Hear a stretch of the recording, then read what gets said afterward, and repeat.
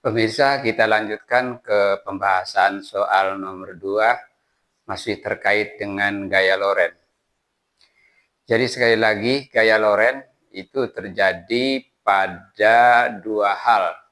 Yang pertama, gaya Lorentz terjadi pada muatan listrik yang sedang bergerak di dalam medan magnet. Dan sudah dibahas di soal yang pertama.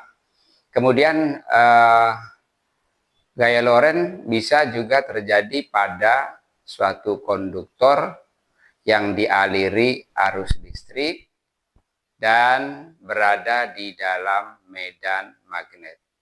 Nah, untuk yang terakhir ini kita akan kaitkan dengan soal yang kedua. Soalnya adalah ada suatu kawat lurus dialiri arus listrik 28 ampere.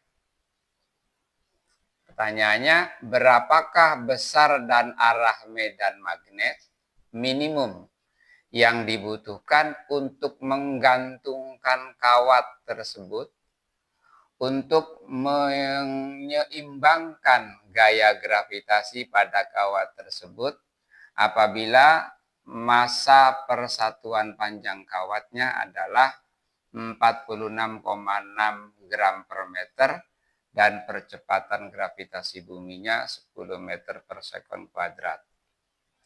Berarti dalam soal ini diketahui massa persatuan panjangnya adalah 46,6 gram per meter.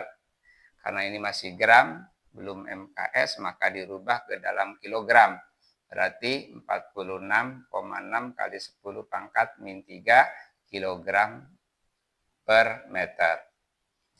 Kemudian percepatan gravitasinya yang gampang menggunakan 10 meter per sekon kuadrat.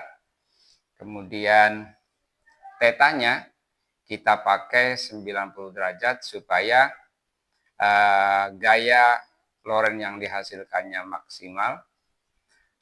Yaitu theta ini adalah sudut antara vektor arus listrik dan vektor medan magnet.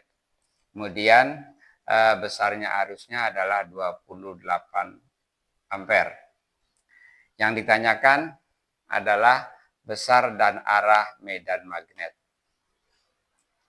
Nah, sekarang untuk penyelesaiannya, kita gambarkan, ini semacam spidol ini, suatu konduktor, dialiri arus listrik ke kanan. Jadi arus listriknya, ini konduktor ini dialiri arus listrik ke kanan vektornya.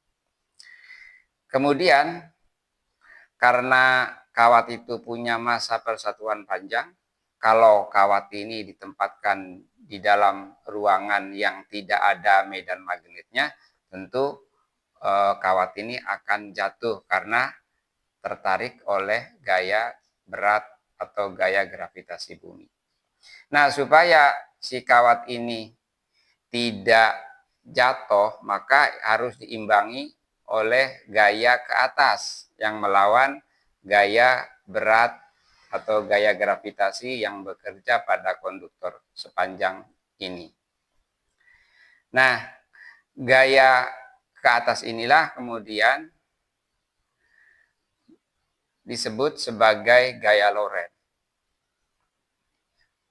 Kemudian bagaimana menggambarkan arah gaya Lorentz-nya supaya ke atas untuk mengimbangi gaya berat ke bawah? Maka kita perkalian vektor, sistem cross.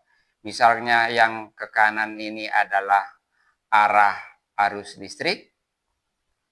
Kemudian sedemikian rupa supaya gayanya ke atas, maka gaya Lorentz, arah gaya Lorentz itu yaitu arah gaya Lorentz-nya adalah I cross B. Nah, jadi I-nya ke barat supaya gayanya ke atas, maka arah medan magnetnya itu tentu harus menembus bidang menjauhi pembaca. Jadi kalau gambar ini ke selatan. Jadi I cross B. Jadi gayanya ke atas. Nah, ini arah gaya lorentnya ke atas. Yaitu dengan cara mengalihkan vektor I dikalikan dengan vektor B dengan sistem cross.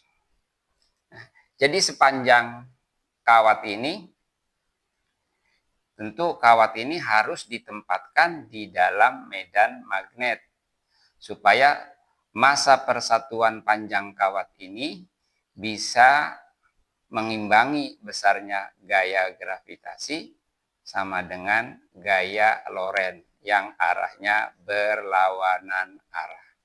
Yang secara matematik berarti gaya berat sama dengan gaya Lorentz.